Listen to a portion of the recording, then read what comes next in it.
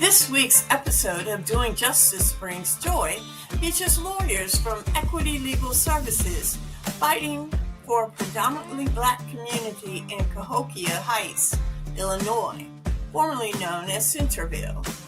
They will discuss the fight to address decades-old environmental justice concerns, failed water systems, and flooded homes faced by the residents and their frustration with a recent consent decree that fails to provide immediate relief for town residents. Nicole Nelson is the founder and executive director of Equity Legal Services, where she litigates on behalf of and works with residents of Cahokia Heights who have contended with hazardous environmental conditions for decades. Nicole and her team also work with residents in surrounding communities facing similar conditions. Kennedy Gardner is a staff attorney who represents residents of Cahokia Heights in the ongoing struggle to bring safe, adequate, and well-maintained stormwater and wastewater systems to stop the flooding and sewage overflows the community continues to endure. And finally, my friend, Kulia Jackson, who joined the team in the fall of 2023 and represents vulnerable people and marginalized communities facing compounding barriers to justice, ranging from inadequate access to legal resources to the enduring brunt of systemic racism. Join us this week on Doing Justice Brings Joy.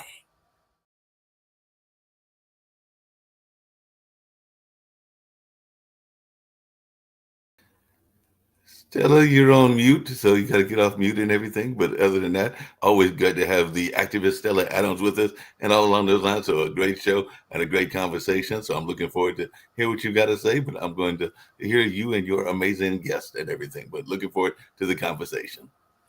Thank you, Mark. Good afternoon, everyone. We have an action-packed show this afternoon, and I'm going to start us out by just giving us a little update on the news, as I always do. Then I'm going to play a video for you to kind of set up today's show and introduce you to my amazing guests from Equity Legal Services out of St. Louis, Missouri, and the amazing work that they do and continue to do for our communities across the Midwest. So just a brief update. Today, President Trump immediately ordered that the executive order is going to rescind a mandate from former President Bill Clinton that required government and organizations that receive federal funding to provide language access assistance to non-English speakers. And he is designating English as the national language to promote unity, establish efficiency in government operations, and create a pathway for civic engagement, according to the White House.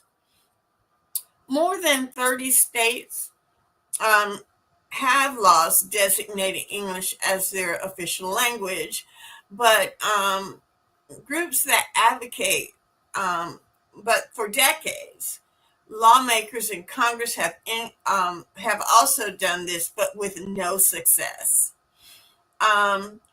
And I'm very sad to report that within hours of Trump's inauguration last month, the new administration took down all Spanish language versions of the official White House website, and other agencies have done so as well.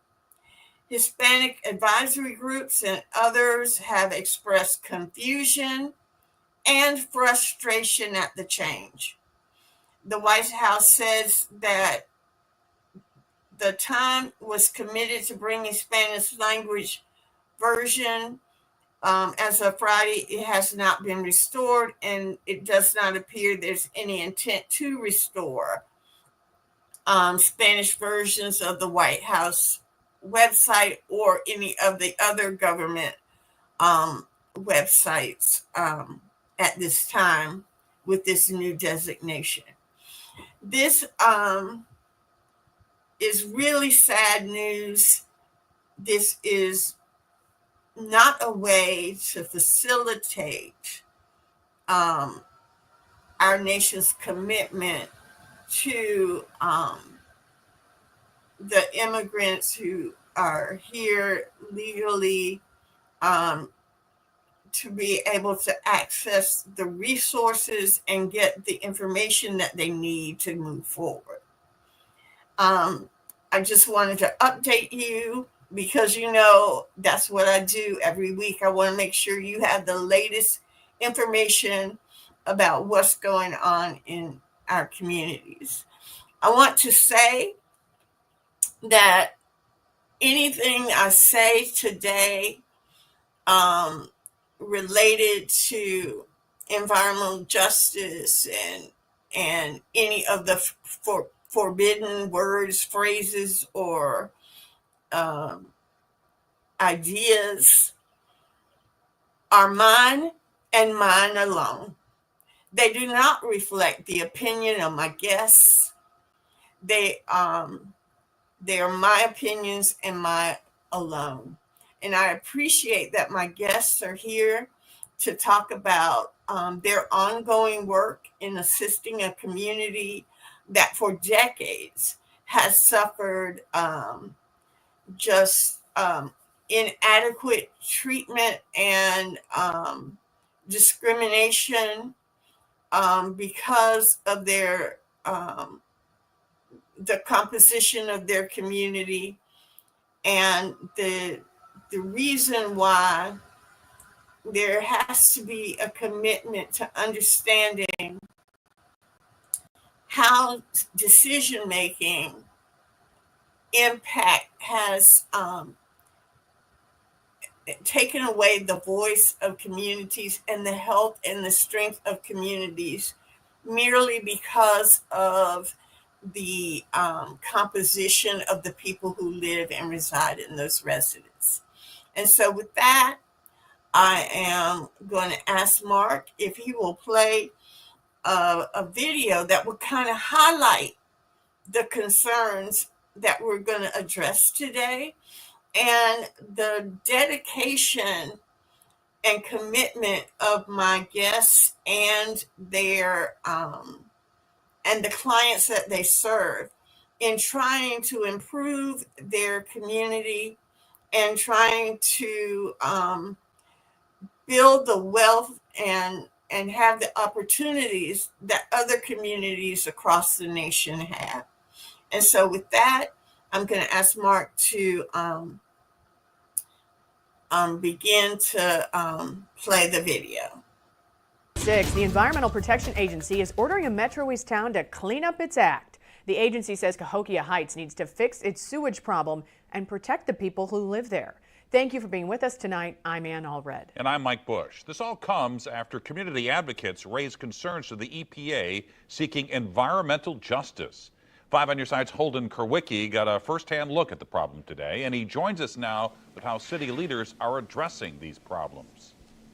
Well, Mike, when I spoke with Cahokia Heights Mayor Curtis McCall Sr. today, he was clear that these issues are completely unacceptable and that he's looking forward to working with the EPA on a fix. But for the people that I spoke with, that can't come soon enough. On a hot, humid August afternoon, things are dry in Cahokia Heights. Man, I'm just lucky and blessed. However, MacArthur Smith and his wife Beverly know that around here, things don't stay dry for long. It floods a lot. The Smiths can't drink the water in their home. Oh my God. It smells like bad mildew.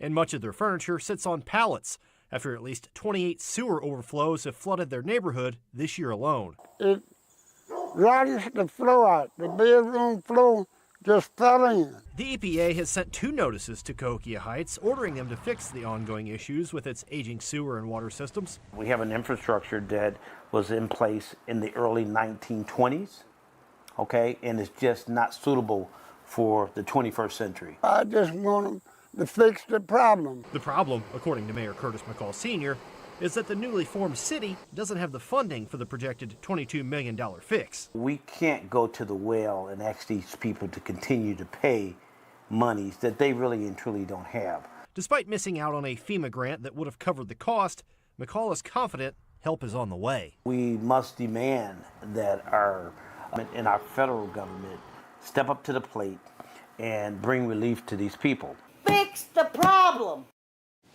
McCall told me the city is currently using some August tax money to try and patch some of the problems that they've already identified. They're also currently working to replace an outdated lift station in the area using those funds, but that alone is going to cost about $80,000, Mike. Holden, thanks.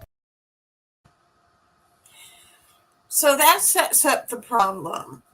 At this point, I'd like to introduce our panel to you. I see Kalia. Jackson, if you could bring her up, and Nicole and Kennedy, if you turn on your video, we'd love to add you to this conversation as well.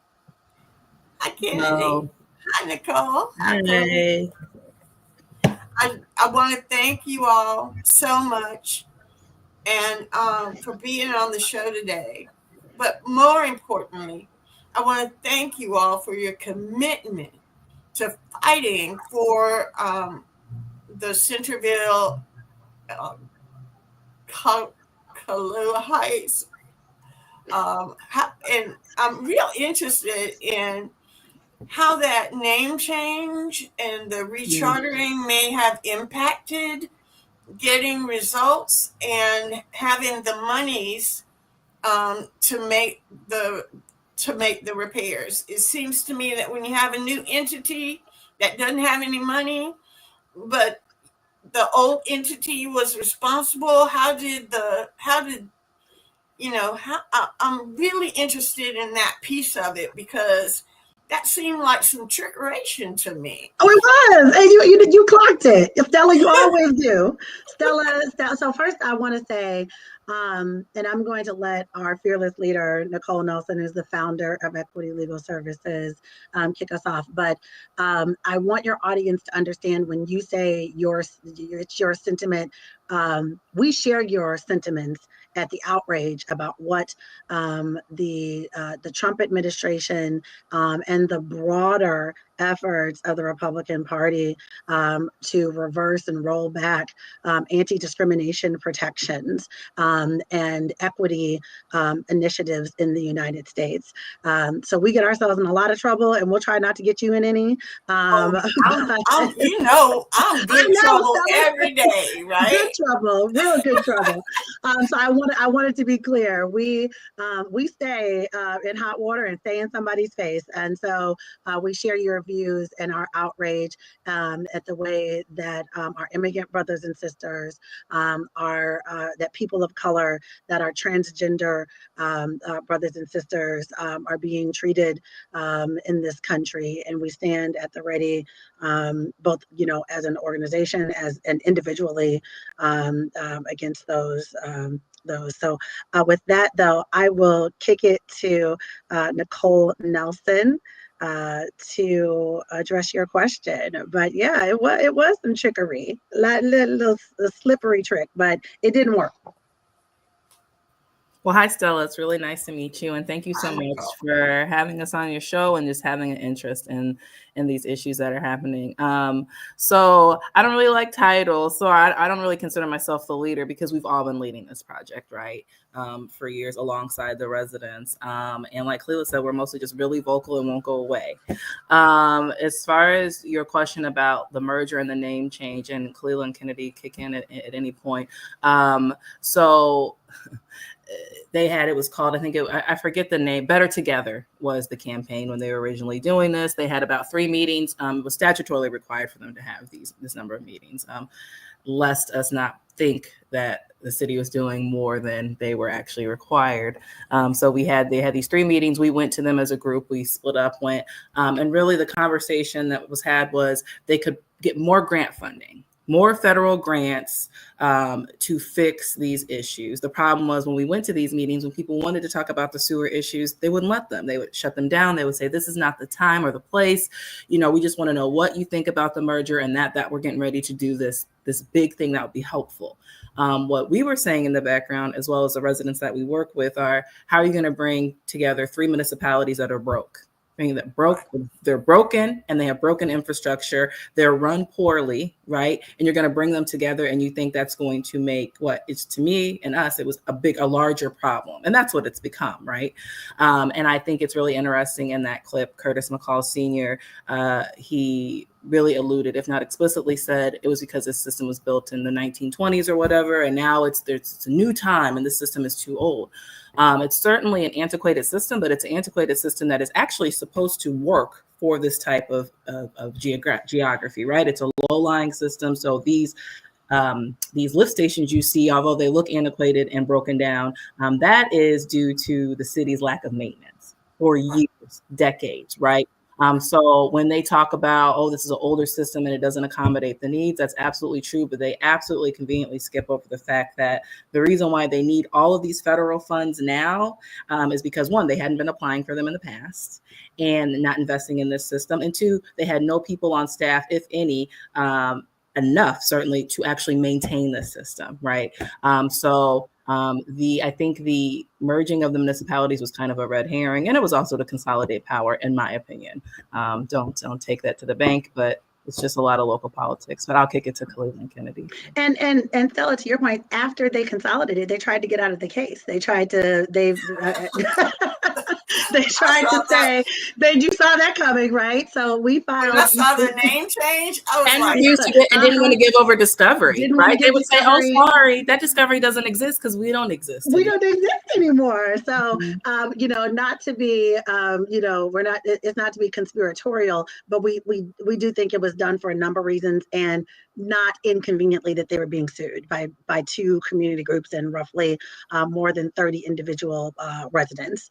And so it was quite convenient. And I think what's so disheartening, I know that backstage when you played that particular clip, because we find it's so disappointing when, because Centerville, before it merged, and all of these communities, surprise, surprise, are communities of color, and they're headed by communities of color.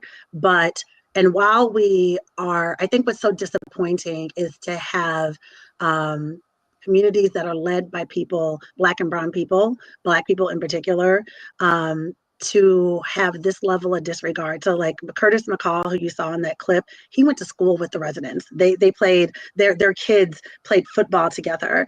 Some of our residents have known him since he was knee high, right? And he'll look at them in the face and make promises that he has no intention of keeping, and it's heartbreaking. And then you have the county who has dodged all responsibility, has completely divested in what they call the communities below the hill. And we don't know, many residents suspect that it's part of a larger plan to clear the community, just rid themselves of all of the Black people that live below the hill, flood them out so they can't live there anymore.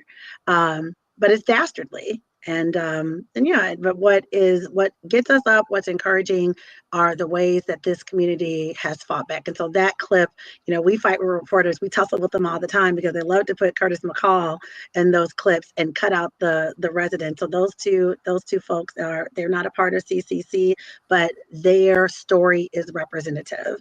Their story is emblematic of what is the common day-to-day lived experience of almost everyone in that area. And now that since the merger, now we've had to push out even further to try to figure out how, because in every area, so the merger included former City of Centerville, which is a relatively small community. It had I think, Nicole, about 5,000 residents or so.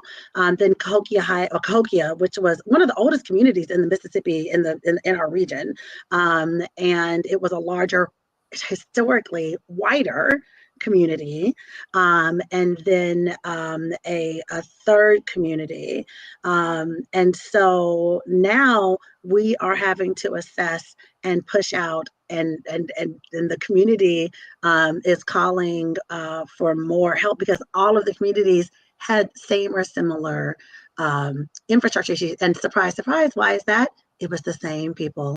So Curtis McCall had been the township supervisor. So the way that Illinois is structured, the way that we have counties.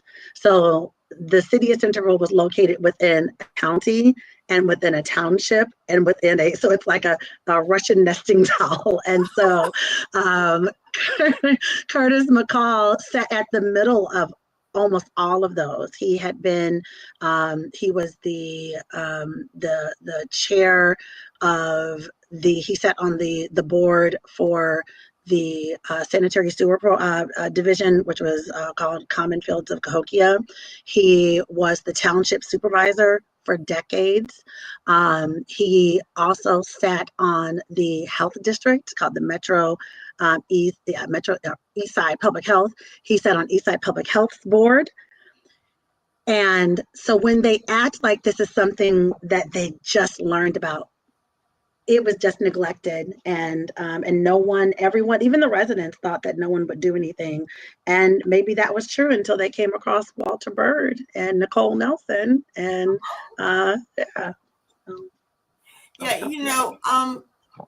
what you're describing is something that I have seen all across the country. Yes. It is not unique. And it's something that a colleague of mine, attorney Johnny Lowry,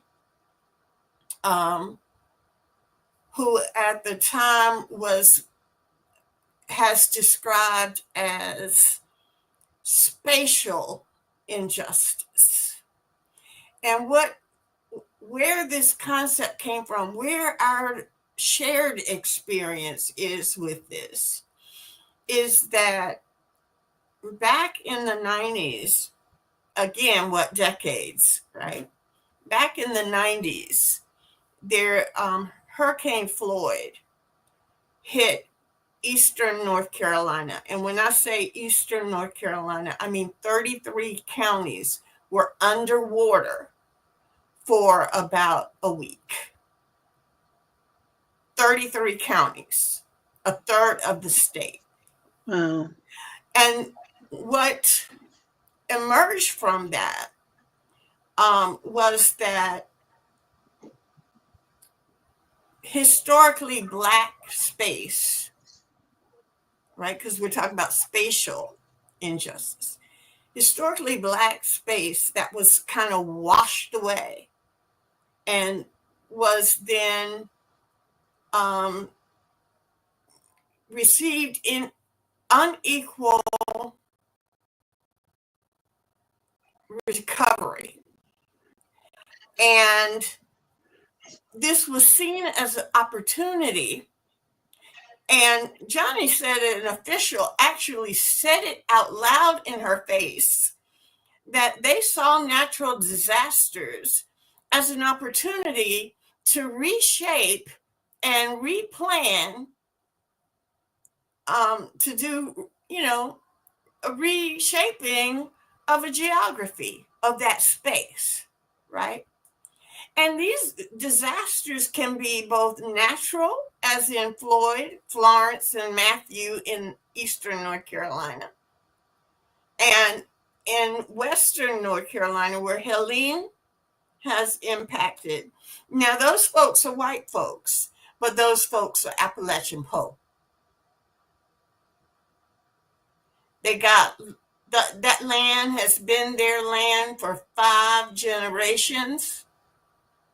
It's some of the most beautiful land and scenery in America.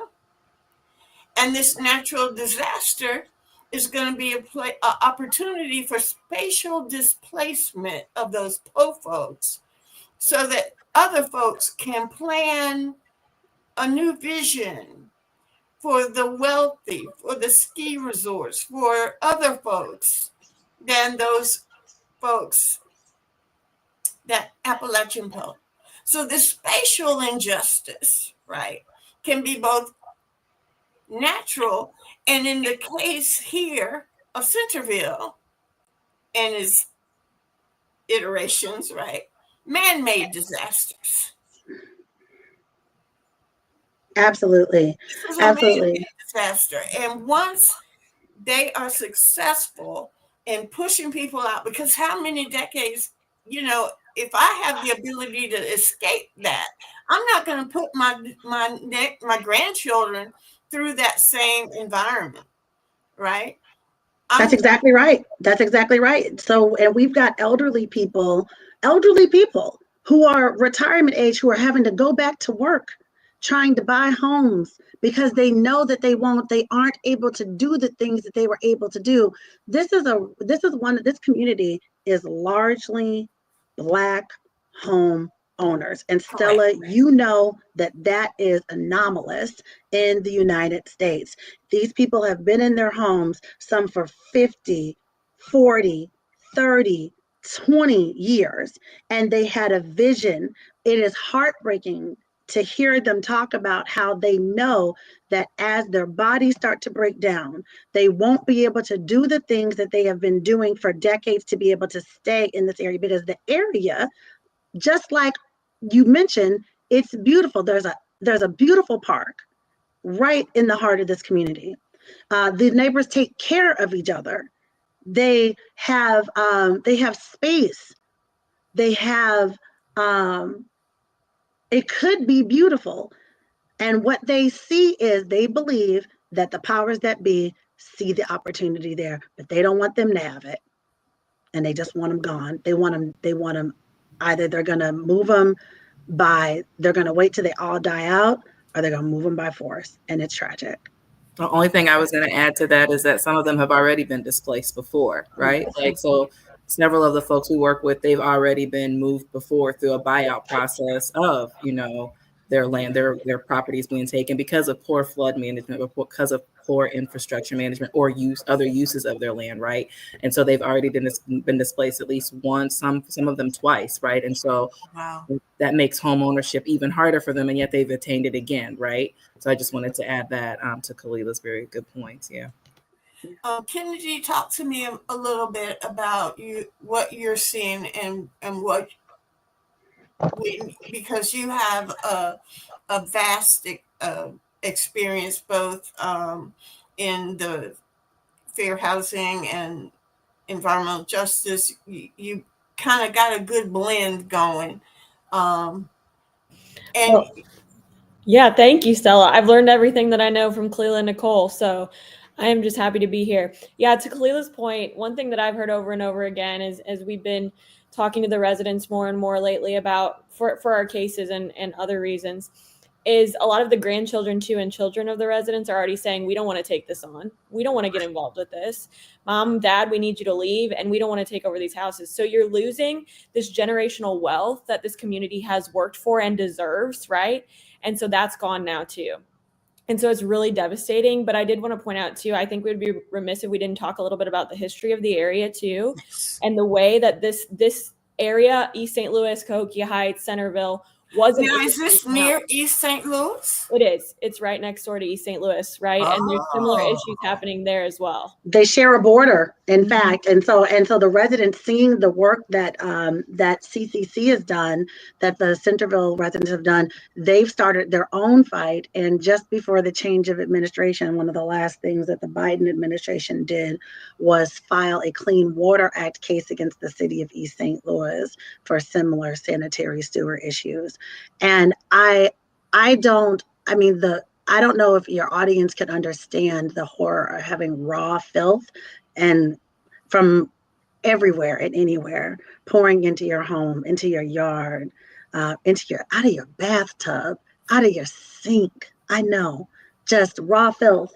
And this is an everyday experience, and they're tired, they're exhausted, and some people will listen and say, why don't they move?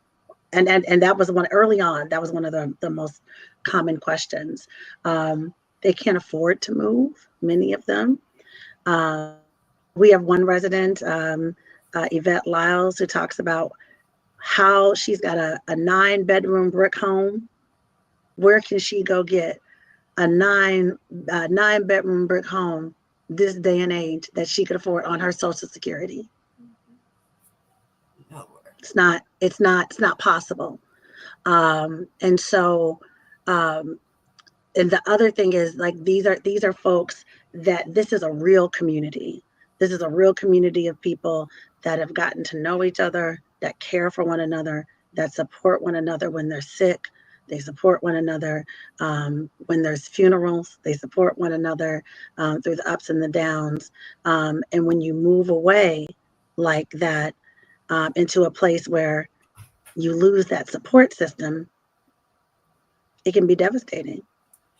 So now that I understand the proximity to East St. Louis, I have some other questions I want to ask you about. Is East St. Louis a separate MSA, or is it considered part of the St. Louis Greater MSA? I think they're in the St. Louis MSA, I believe, but don't quote me on that. I can I'm try going to to do a verify little it. research and send that I to believe you. they are, yeah. And I think that, again, I'm going to say this, and I'm not trying to get my guests in trouble, but the duty to affirmatively further fair housing, there's a reason that we have to exercise that duty, because it is systemic harm that was done to East St. Louis and its region, right? And if y'all didn't see my episode last week, where it appears that Black communities on the east side of a town, they are subject to this kind. It seems like it's always the east side, right? I talked last week about at a conference. I was out in San Diego. Y'all are gonna be out there next year, I'm just telling you, and doing a panel on this. Altadena, California, 81% homeownership rate, 4,000 residents, right? 4,000, 81% homeownership rate with similar generational existence, 50s. In fact, it's the first integrated community after the passage of these Fair Housing Act. The first I don't know if it's true, but yeah, it is just devastating. I've been watching it and just absolute, and I've been donating also. But yeah, it's horrible what's been happening. But I'm talking about the services and facilities of government. On the west side of Altadena, the white residents received notice 40 minutes after the fire started on the 7th of January. The people of color, because it's 58% people of color on the east side of Altadena, they didn't receive notice until 2:30 a.m. on the 8th, literally 10 hours later, to vacate their homes. And they were sent via text message, which means most of the residents were what? Asleep. All 17 people who died, let me repeat that one more again. All 17 people who died died on the east side of Altadena. That's for the entire Eaton fire. All 17 people who died in the Eaton fire were from East Altadena. Now, this is 21st century. If you send out a text message notification, there's no limit to the east side and west side. It should have gone out into the entire city. Why the 10-hour delay? And this is and Altadena, the deaths in the Eaton fire, 24% of the deaths were people of color, but only 8% of the population of LA County, which was responsible for the notice, is Black. So we wiped out a significant portion of that through this natural, or was it natural, disaster, right? If they had gotten the same notice as the folks on the west side, we're talking property. But we're not talking deaths. And notification in North Carolina during Matthew, the Latinx farm workers kept calling, asking for rescue because it was flooding. The sheriff called the farmer who had the migrants working for him and said, we got a call that it's flooding over there. And he was on the top of the hill. He was fine. So he's like, no, we don't have no problem here. They called until it got to their chests before they were actually rescued. And then this is where that language access comes in. If now all we can do is communicate in English, they would have drowned. They would have drowned. This spatial, but what we see is after, what are they going to do in LA with all that, all that acreage that's been burnt to the ground? They're going to rebuild. But will there be a ability to return after Katrina? How many of the diaspora were able to come back? Now, I ain't mad at it because I can get really good New Orleans food down the street, which would not be possible had Katrina not happened. You can go to places out west and there are Cajun and Creole food available in every community now because of the mass displacement of the residents of New Orleans. It's enhanced our ability to eat good food, but what we have there and what we're talking about in Centerville as well, right? Where can you go to get a 9-bedroom house, a brick 9-bedroom house that you owned, right? On a fixed income. On a fixed income, you can pay the light, the water, utilities, buy food, and maintain a lifestyle of some sort if you didn't have that sewage smell coming through, right? On a fixed income, on $7.25 an hour, right? But when you have to add a mortgage or add rent coming out of that same amount of money, you cannot maintain a life. So Stella, one of the challenges is in the community, we try to serve, so the Equity Legal Services fundamental mission is centering the community. And there's a split. There are many, many people who want to stay. They want to stay and fight. But there are others who are just tired. They're exhausted, and they feel trapped. And the county, the first thing that they did in 50 years, when they haven't lifted a finger to help this community,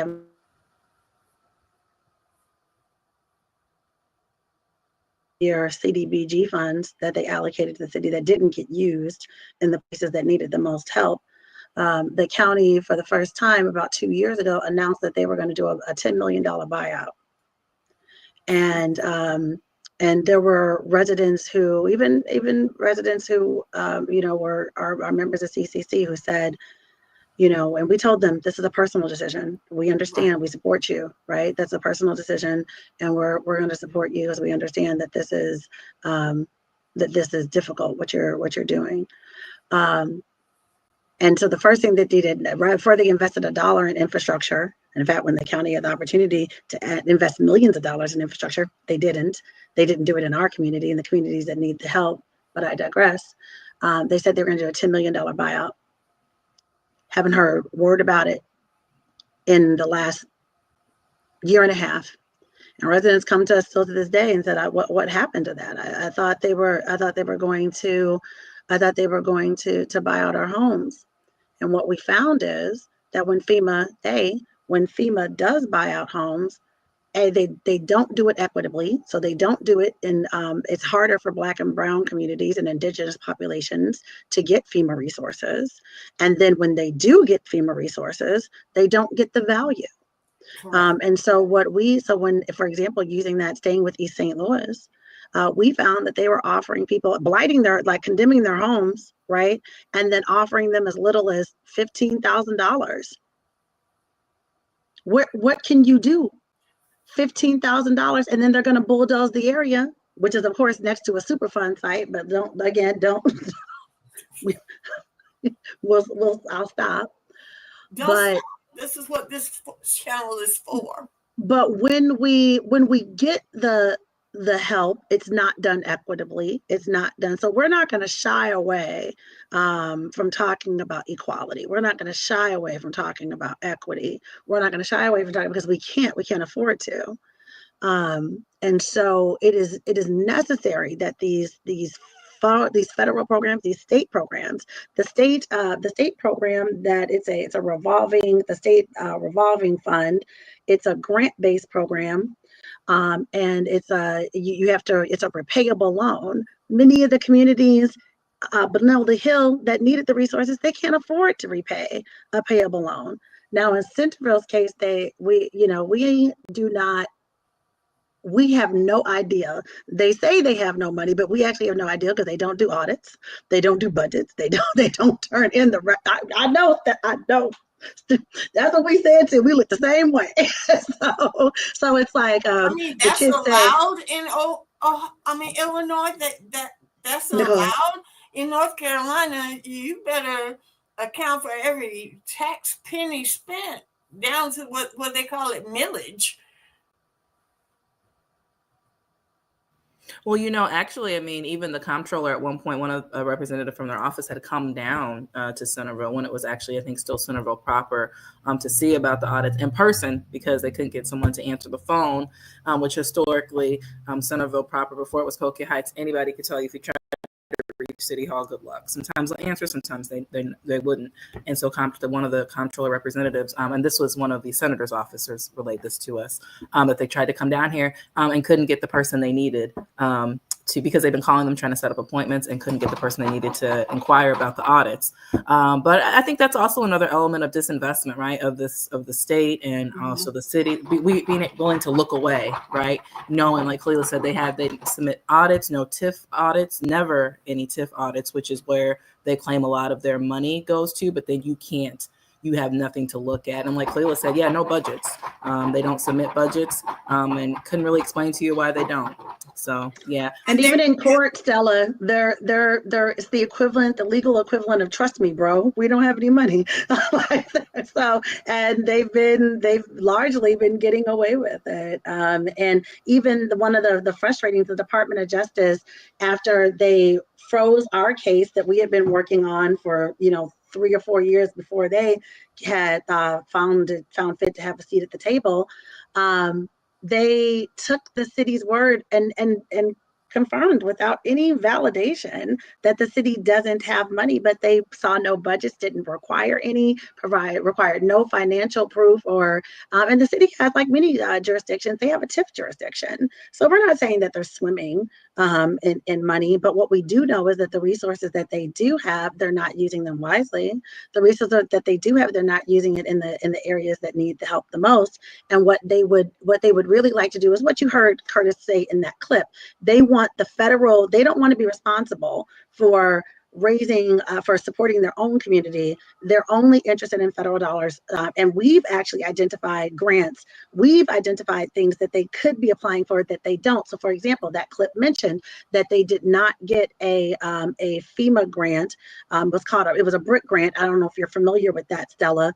That BRIC grant, they wrote it for $20 million, and to call it it's easily probably $100 million fix, if not more than that. But they asked for $20 million to do a small project to fix in one particular area of the community. But in any case, that grant, they could have asked for funds to do home repairs for the residents. They could have asked, because in acknowledgement of the harm that they have done, they could have asked for money to repair people's homes, and they didn't. They refused to, didn't even consider it, and applied again and didn't. And so it's just to show you the level of indifference that this community has for its people, for its neighbors.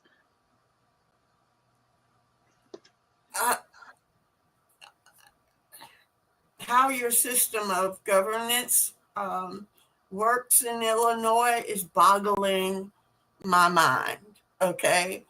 Because the system of governance that we have in North Carolina is financially transparent,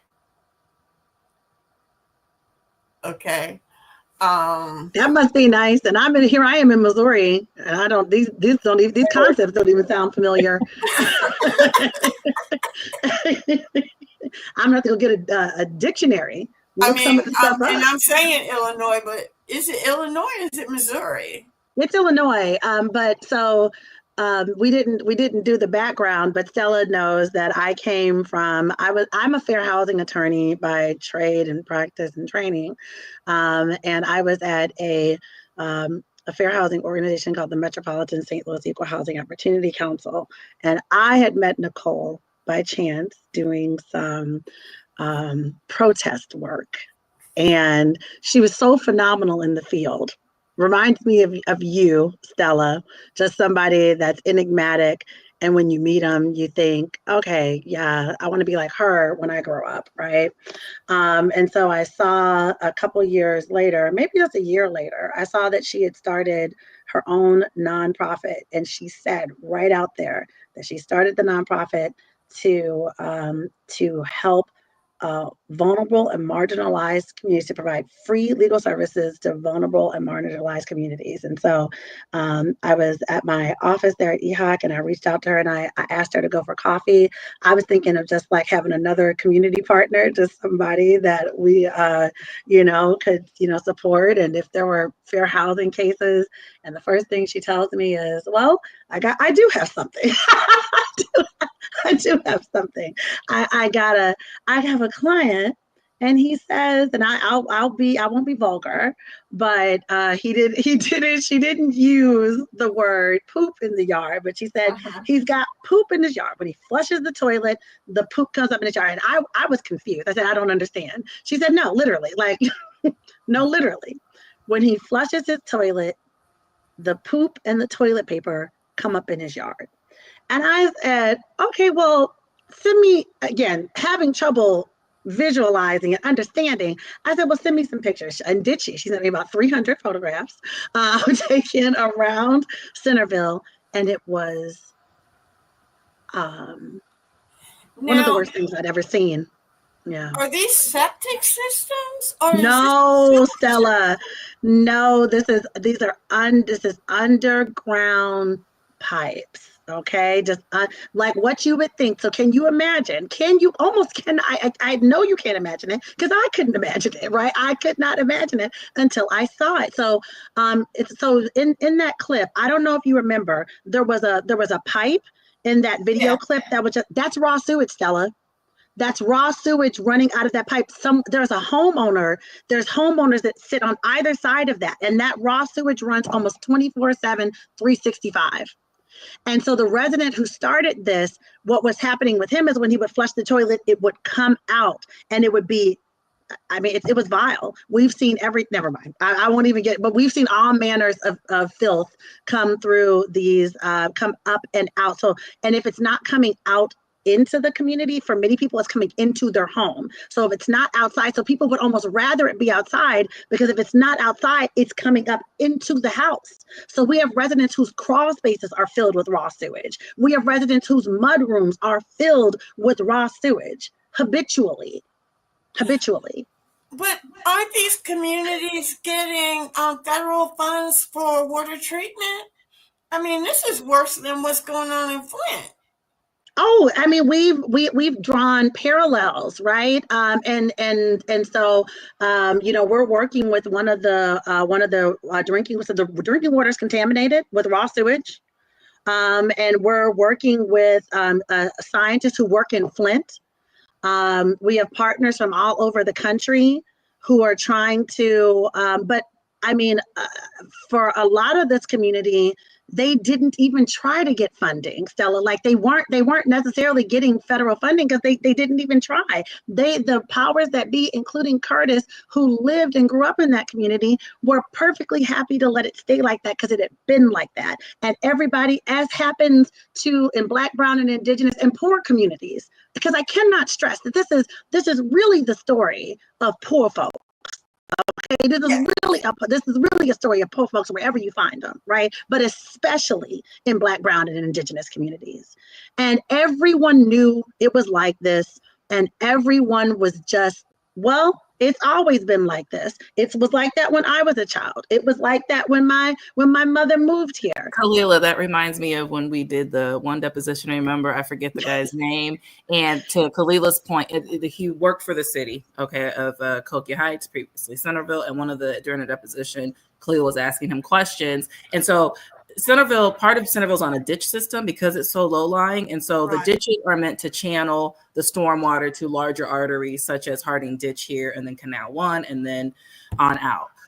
And so water is not supposed to sit in them, right? They're supposed to move, but the pipes are so impacted because again, they do no maintenance. They've been doing no maintenance that the water would just sit in these ditches. And then also when there would be sewage overflows, right, from the lift station. So then sewage would also be in these ditches. And during one of our depositions, Cleo talked to the gentleman and she said, asked him about tell me about your day. And he said he would walk, the streets of Centerville inspecting things. And she said, well, did you see these ditches? And he said, yes. Well, did you see them full of water and sewage? Yes. And she said, and you didn't report this to anybody or, write it up in your notes. And he said, no, it's always been like that since I was a kid. I thought that's the way it's supposed to be. And I remember her saying, you thought the water is supposed to be sitting in the ditches and not moving. And he was like, yeah, that's how it's always been. And so that's just a really good. What kind of training as an inspector did he have? None, Stella. They have no training. An inspector, and you Stella, don't know. That's one of the things that was revealed during the legal process. No. That was one of the things that was revealed is that, it was really, hey, literally. Keep names out of it, but quite literally, one of the former mayors, hey, we got a job opening for a public works director. I know you're running a tow yard, okay, and you out of here. Running a tow yard, but we have an opening here as the director of public works. Would you like to come fill out an application? And the guy's like, sure. And so we asked him very specific questions. When you filled out the application, did they ask you about any experience, any permits, any certifications you have regarding running a sanitary sewer system? He was like, no. And then they hired him. And then this person who had no experience over working or maintaining a sanitary sewer system became the public works director. And the only way he realized that he was supposed to be doing more with the ditches was that he ran into an IEPA, Illinois Environmental Protection Agency. I forget his title, but a person, a representative from IEPA, ran into him in the field, and the IEPA person was like, "Do you see these ditches? This is out of compliance. This is inappropriate." And he said that was the first time this public works director realized that was under the purview of his job, to keep these ditches clear of water and sewage, and also his responsibilities to the lift station. So there was no experience, and the experienced people that they had kind of been pushed out, right? There's been some issues with unions, where they were pushed out because they were doing their job. Well, and that training wasn't passed down, right? The training that was had way back in the 70s. There you go. Institutional knowledge from union workers historically who had been working these systems, that wasn't being passed down. And then all of a sudden it became much more a network of, hey, I know you. If you look at the papers, Cahokia Heights, Centerville historically are dead on for always hiring family members, right? And so they're hiring people they know to get jobs, but not who's best for the job. And so that's how this guy gets over the public works office. He's not related to the mayor, but he knows him, says, hey, you want this job? Come on, be public works director. And then you can see how that all starts to a domino effect. Yeah. Still, I don't usually do this and everything, but this has been such an enriching conversation and everything that I think that it should continue. And if y'all want to go longer, I have no problem with that and everything, because it's definitely enriching as a producer. And as Stella knows, because I actually grew up in the town that was one of the founders of environmental justice. So I grew up in Warrenton, North Carolina, which was actually a dumping ground, and all along those lines back in the 70s and the 80s, because they actually did that dump back in the 70s when I was in high school, and all along those lines. But if you follow environmental justice, we are definitely one of the founding fathers of that whole kind of movement and everything. So definitely, I am very much intrigued by the fact that this is still going on in the 21st century in the year 2025. So if y'all have to go a little bit longer, then don't hesitate to go a little bit longer. So, and we'd love for you to have us back if we. So if this was. And Mark, join us. Mark, join us, because I think that understanding that rich history that you and your mom, and the people in Warren County, my aunt, I spent my summers there. I was in those streets fighting at the same time because it was my grandma's house, right? So, but because I want the audience to really understand that this ain't new. This is tragically continual. Yep, tragically continual. Like you said, I actually had a friend of mine that I saw. He came by the Hayti Heritage Center, which is one of the places that I work at and everything, because he bought some farmland and is turning it into an event center, an historical event center. So Herman Austin actually popped in this past weekend and everything, but he still lives there in Warren County. And as you said, there were some of those protest videos, because at that time my parents had that radio station and everything. So there were citizens that were protesting and sometimes even chaining against some of the communities in order to participate in those protests. And as you know, Ben Chavis and others were involved in some of that protesting that was going on. But yeah, it's definitely a rich part of my history. Parents are still living there in their 80s, and I'm in my 60s, but I definitely remember that, because that would have been around the time of the station coming on, because the station started in 76, and I think that dump was like around 79 or 80, something like that. But it was during the time that I was in high school and all along those lines. So it's just shameful that some 45 years later, you're still seeing this same kind of action. So 45 to 50 years later, and it's still that same kind of action that is going on. And I'm sorry if I'm out of place or if I'm out of turn, and please feel free to correct me. That's never a thing on this show. Okay, so here's the thing. We've been, and I know that this is gonna sound laughable to you, but because I know Stella and Mark, you all have been in this work for a long time, right? And we've been doing this for almost 6 years now, and it gets every year it gets harder. I'm getting emotional. I'm gonna try not to though. But every year, it's harder and harder to find the resources. It's harder and harder to find the partners. It's harder and harder to find the resources to be able to keep going. how do you sustain? I think what I, as a only slightly younger person, right? But I think what I need to hear is, how do you sustain in the storms? Because Nicole and I were talking yesterday, and it feels like so many people, even people who should be supportive of this mission, would prefer if we just be quiet and go away, right? And we don't know how to do it. But how do you sustain the energy? How do you sustain yourself to keep showing up and keep doing this despite the almost, as you said, continual headwinds that we face? I don't know if you want to take that, Stella, but just really quickly, I'll say that I come from a family, and Stella knows this, of legacy folks and everything like that. So I know the shoulders that I rest on. I know that my brother knows the shoulders that he rests on as well, because he does a lot of work with at-risk youth and all along those lines. And he's 7 years younger than me, so he's in his mid-50s while I'm in my early 60s and everything. But we know whose shoulders we rest on. So we take that as a way to continue the struggle, because we know that if we don't do that, that they will not rest well in heaven's gates and all along those lines. So I'm definitely a believer in the ancestral power and the power of the ancestors. So I know that the ancestors would be all in my case if I was to abandon the movement. So I'm going to tell you, Kalia, that there was a point in my years of doing this, and it was actually Mark's mother who rescued me through this. There was the Z. Smith Reynolds Foundation set up a sabbatical system, and I interviewed for the sabbatical.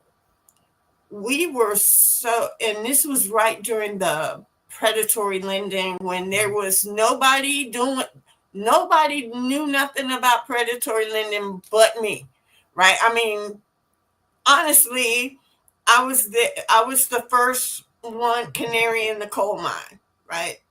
And I had all these families, all these Black families, all this, just like you, generations of Black wealth stripped away to what?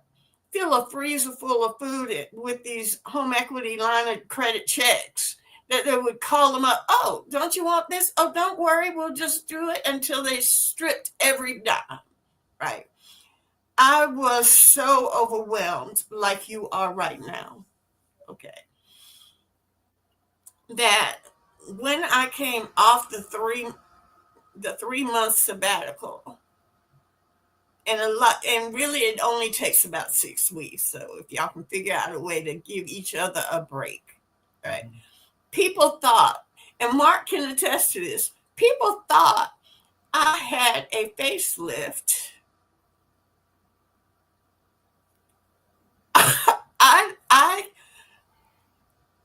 They thought I had gone away for 3 months, because during the 3 months I lost like 20 pounds. All the stress was relieved off my face. There were rumors running around Durham that I had gone off to some spa somewhere and had a facelift, and that's what I had been doing, because I wasn't seen in the streets for 3 months. Okay, so in this day and time, I can't tell you to, when you're a nonprofit, find out if there's a nonprofit sabbatical program in the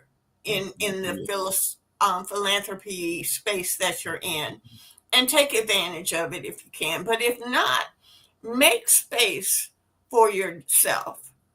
Make space for yourself, and collect yourself. Yeah. And because what they tell you on a plane, put the mask on yourself first before you can help others. Hey, Stella, that self-care thing is very important. I know that you've talked about it on this show before, and other shows have talked about it as well. So that self-care element is really important. And I also would encourage you three ladies, because as Stella will tell you, one of the things that I do, because I'm one of the staff historians at the Cultural Arts Center that I work for and everything, is don't be afraid. And one of the things I was admiring y'all ladies for doing is to call out the BS, because definitely there are people that are full of BS. And even here in Durham and everything, where I'm at and everything, the Black Wall Street, there were folks that were definitely the enemy from within. And I'll just leave it at that, because there's the enemy from within, just like there's the enemy from without as well. So don't be hesitant to call those out, because I can tell you we do, but it feels like we're punished for it. Well, we create barriers for the work, right? I mean, and we always decided to remain authentic and, you know, be very candid about what's going on and how the community should be centered. But it very much X's us out of certain tables, certain spaces, right? When we're the ones, just to be quite frank, that really started the work here. We, like Kalila said, none of us do environmental law, right? But we landed here very by happenstance. It wasn't like we were like, hey, you need some help. Literally met someone and he said, hey, help me. And we did. We looked, Kalila and I searched high and low. We were like, who can take this work, right? Because who can do this work, you know? And we couldn't find any organizers. We looked across the river in St. Louis. We looked here. We couldn't get anybody to help us. We couldn't anybody help us for free. We had no money, but we just did it. And now it's so funny because it's 6-7 years later, and people don't like what we have to say, right? Which is what trying to hold them accountable. Like, you can't make resolutions without the community, without having them at the table. And it does. It X's us out of a lot of tables and spaces and funding opportunities, unfortunately. Yeah. Yeah. Because the dirty secret is that nonprofits, they don't really want to center community members. That's not how they're structured. They're structured to, so they might center the board, they might center funders, but they are not designed to center communities. And when you insist upon it, as we insist upon it, and we'll call out hypocrisy, we are, you know, and so we do it, we show up authentically, but we are noticing there are reprisals. But this, I have found, just this conversation is rejuvenating. So thank you so much for answering that question and not shying away from it. And I feel this is energizing for me. So thank you. And let me tell you, Khalil, because you were there, you know that I was at the beginning of this thing. But if you look at the history of Dodd-Frank, and you look at the history of the advocacy around predatory lending, I'm a footnote. I'm not centered, right? There was a round of funding, $1 million round of funding, where they gave $100,000 to 10 organizations to fight predatory lending, and my organization was not one of them, right? And yet every one of those 10 organizations had written about partnering with me in their work. So now the funder thought that each one of those groups was cutting me off a piece, so that I was their partner, right? So the funder thought I was funded by these 10 organizations. My organization went under. The work didn't stop because I didn't stop doing the work, but the organization failed to exist because we didn't have funding, right? And then these 10 organizations that had got that money couldn't produce the work because we didn't exist, because they had no clients, they had no contact with people who were harmed. They didn't know a single person. They hadn't been in a single neighborhood. They hadn't talked to. That's it. And that's exactly right. So then they were at the table, and they didn't even give me a takeout plate. The state of Illinois gave a local group that's a bit of a darling, gave them $750,000 to do a survey. They must have turned out 11 people. Okay. We got on the ground. I'm actually, I still chuckle about it to this day. We got on the ground. We scraped and scraped. What did we have? We had $10,000, Nicole, that we If had gotten that, from one and of we our, did it but years. if We had that, done it years before them. Mm-hmm. Yeah. if that, and we got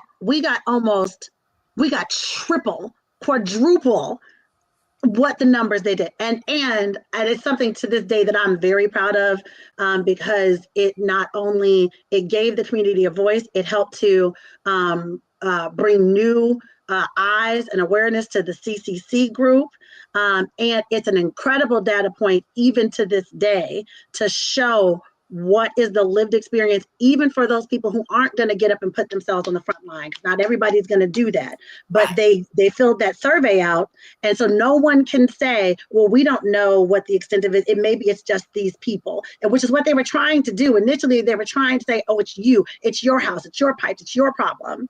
But once we did it, and one of our mentors in this work, Catherine Flowers, and I'd be remiss if we didn't shout out, so we've been so fortunate to have people like you, Stella, like Sarah Pratt, like Kate Walls, and to help us to talk about and to think through how we organize this work, because at bottom, even though we're attorneys, we're doing a whole lot of organizing in this community, and we're proud to be able to do it. And our experience, it's disheartening, but what I hear you saying is the work doesn't stop. Even if the money stops, the But let work me tell you the work doesn't stop. where there are free resources that you're not tapped into, that are eager to have something to do and research to write, but they haven't been asked. I know that in St. Louis there are a number of colleges and universities. Oh, Stella, we tap them. We tap them. We've got college partners from Williams College, from Harvard University, from Washington University here in St. Louis, St. Louis from University. That's blue. yeah, yep. Yeah. So look, we know, look, fair housing will teach you how to tap a free resource. So I know Now y'all right. You're right. you got to learn how to on a shoestring. And if you don't got no money, you got to find people who can help you get the work done. When you Now, don't have are the budget. y'all impacted by what happened last night? Our agency is not federally funded. So what we're concerned, well, here's what we're concerned about is under, Senator Duckworth's office, there were another infrastructure bills, and the infrastructure bills had dollars that were supposed to be allocated to this community, millions of dollars. So we don't know what is going to be the long-term impact. There's grants that we were planning on applying for that we don't know now if it's safe to apply for, if that money is going to be there, or even if these communities that apply for this are going to be targeted if they apply for these funds, funding streams. And the community got a HUD grant that they were supposed to use for, because another dirty secret is that the federal government, a lot of them don't report, though they won't fund home repairs. So what they'll fund is ancillary products, but they won't let you fix your home.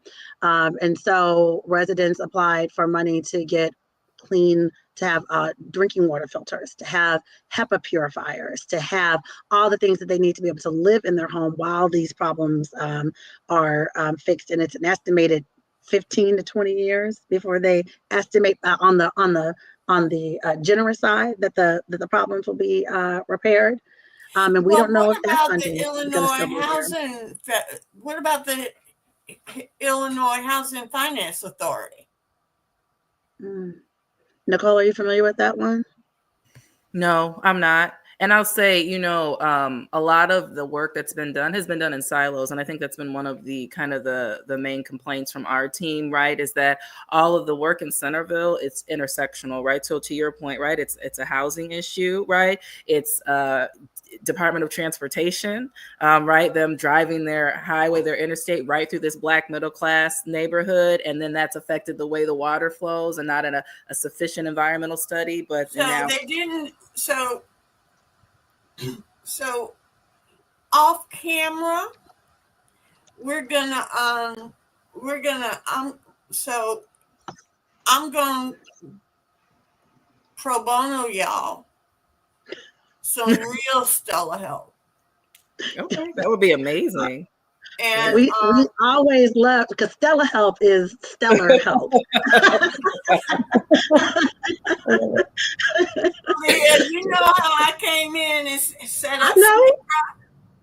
I know. Stella comes in like a wrecking ball. The Stella is not to be toyed with. And Sleekra is one of the is so unique in this country, and is one of the what it has done on the St. Louis side. So what we were trying to do is see how we could pull Sleekra, like when, well, we were trying to see if how we could use Sleekra over on the east side, because what we did not feel is that we felt like there were some CRA opportunities for our residents, because they couldn't get loans, they can't get insurance, they can't rehab their homes, so they can't get loans on their homes, they can't get flood insurance. Stella, now is this in a flood zone, or so it had not been classified. So they've just FEMA redid the maps about a year and a half, 2 years ago, roughly, and it is now in a designated flood zone. But it was not previously. And that's something that a lot of people are surprised to hear. But the FEMA maps had been outdated. And also you have to understand there is a natural element to this, right? We are not foreclosing that. This community sits underneath, there's bluffs, and the community sits beneath the bluff. So there is a natural element to this. But what has happened is, and this was documented back in the early 50s, the early 70s, it was repeated, because of where these communities are situated, good water management was always going to be necessary to ensure that there was not flooding. And when the community, when the white people left the community, the result of the white flight, the mass exodus, they stopped maintaining the waterways. They stopped digging those ditches, those canals, those waterways that are supposed to lead to the Mississippi. They stopped maintaining them. They stopped cleaning them. And now we have the mess that we're in. And I think the problem with the FEMA maps is historically it doesn't account for inland flooding and really man-made flooding, right? And so if you look at maps, even though parts of this region are in the flood zone, the flooding, by and large, the flooding that the residents we work with are dealing with or encountering, it's not because of the Mississippi. It is literally because these drainage systems haven't been maintained by the municipalities, and therefore it's creating flooding. And I think that's a misnomer and a misunderstanding just by even FEMA maps alone, right? Is just looking at that doesn't tell the whole story, which is it's been mismanagement, neglect, and indifference that has led to the flooding that they're experiencing. Yeah. This has been great. Thank you so much for having us, Stella. Thank you all for being here. We're gonna continue and expand this conversation. I'm gonna. Dang, I wish we had this conversation in August because I was in St. Louis. Oh, I didn't know you were here, Stella. Well, we'd love to see come you visit us. Yes, you can Yeah. always come. Yes. Y'all get me a plane ticket and put You me on. are you willing? You can fly mattress standby? and we're good. Y'all get me an air mattress. Can you fly standby, Stella? Huh? Get you a buddy pass? Can you fly standby? Get you a buddy pass? Because I think what I want to do, and I think Marco help me with this. We keep seeing these spatial justice issues across the country. I was out in California. We see it and again, Kalia, you said it. It's about poverty, but it's exacerbated poverty when it's Black and brown indigenous communities. But what we're seeing is canary coal mine for what's gonna happen to the poor white folks up in Appalachia. Absolutely, and all across this country. And so I think I want to have this expanded conversation with thought leaders in this spatial justice environmental justice space that are free to have this conversation, right? Because there are, Kalia knows that many of our fair housing colleagues were muzzled last night, muzzled, and lost all their federal funding. And see, Stella, I feel like they were unmuzzled. well, they, if anything, they should be unmuzzled now. they should really be let loose. If they was muzzled, they shouldn't be muzzled anymore. Okay. People like me and you were unmuzzled. But for other people, yeah, because we saw in the conversations that some folks were trying to mute their language to try to get in and fit in, right? We did. And both tactics are rational. I don't know. I know this is kind of off topic and everything, and I don't know if you saw this, but I just saw it in my news breaks and everything. And I don't necessarily atone to what this agenda is and everything. But if you follow breaking news, apparently because there are a lot of disgruntled workers and all along those lines and everything, apparently both Russia and China are trying to recruit those disgruntled workers. So they may be trying to get them unmuzzled in that sense too. So there's literally a news story that just came out that they're going out, that they're recruiting folks because they're like, hey, if you can't talk in your own country, come and talk for us. So literally that was a story that I just saw come across. So. That's ironic. But but I think that it's dangerous, Stella. The idea that that agencies that were founded to address the inequities in American society are now talking about not specifically trying to moderate their language. If anything, we need to lean in. And I encourage anyone who comes across from my brother and sister FIP agencies, I encourage them, this is the moment to lean in and be brave. And I hope they take the fight to them. I expect to see lawsuits and protests, and we are with them in spirit, and I will lend myself to any efforts in this community. But I don't know if you know this, that Missouri is without a FIP. We don't have one. We lost our FIP in the fall of 2023 when the Metropolitan St. Louis Equal Housing Opportunity closed. So Missouri has been, and our newly elected governor has already rolled back DEI protections. They have there are hundreds of bills pending that would strip our transgender brothers and sisters of the most basic human rights, of access to, of privacy, of decency. And so this is no time to cower. And we also need to recognize one of the premises of this show is that we're Black focused, but we understand that Black is intersectional. Okay. Absolutely. And so it's not just the trans community, but it's more focused, the injustices against Black trans women. We need to need to elevate that this language around diversity, equity, and inclusion. Notice I didn't use the lettering, right? That the beneficiaries of that movement were not Black people.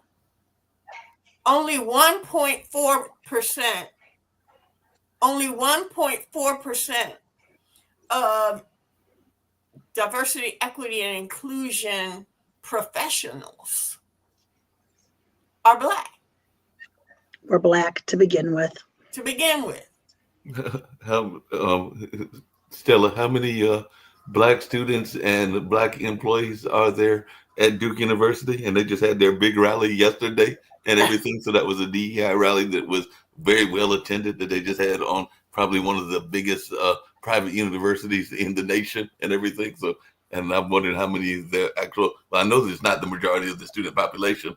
No, and I have mixed feelings about my home privates. I have mixed feelings about Duke because a lot of the thought leaders on the right graduated from Duke Yep. Law School. Yep. Okay. And going back to Richard Nixon. Yep.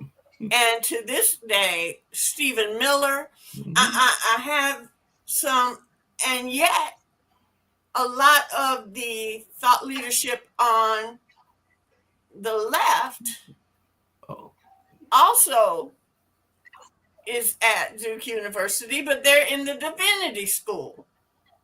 And so, because out of that divinity school was C. Eric Lincoln, John Hope Franklin, Mike Eric Dyson, and even to some degree, Reverend Kenny, who's got ties to St. Louis. Yes. So I guess they had rigorous debates on that campus over the years. It depended on who the chancellor was. When Terry Sanford was there, it had more liberation focus. So we have to stay engaged on the battlefield. We can't, those of us who are not afraid to step up and step out, we just have to do so.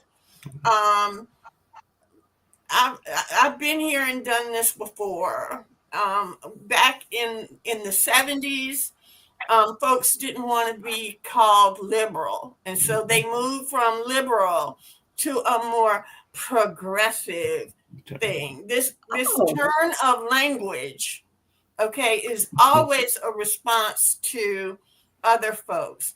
But I'm not going to let other people define me. This hypocrisy. Today, I hope none of my audience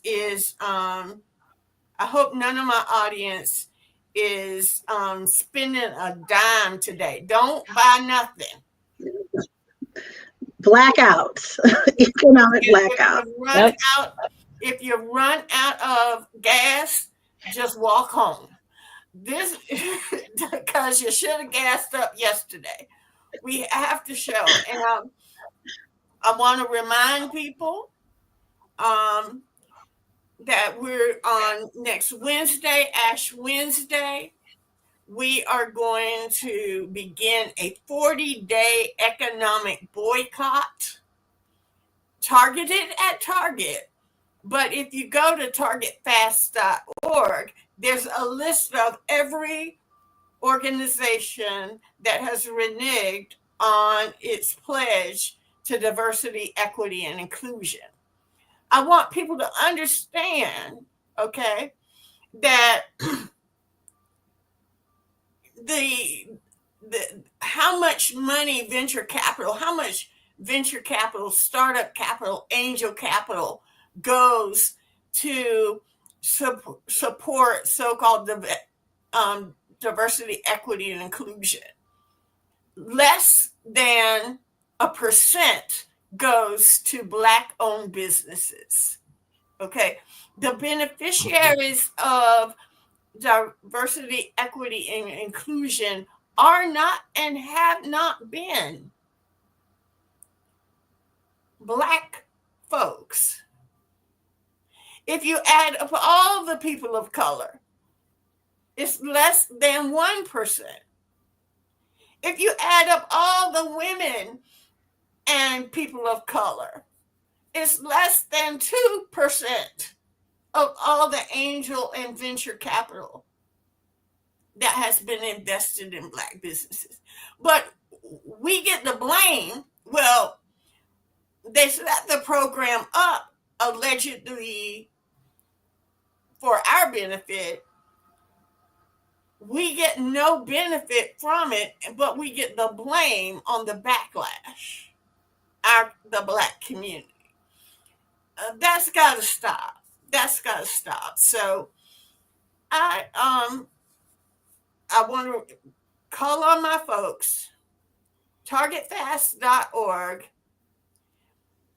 They have a checker there. So when you spend $1 with a Black company, local small business, and it says, and if it's a restaurant, put McDonald's in the company you're boycotting, and put the Black restaurant or people of color owned local restaurant that you went and spent your lunch dollar with, and then put the amount that you spent, and they're tallying up how much money has been diverted from these companies to local businesses and Black owned businesses.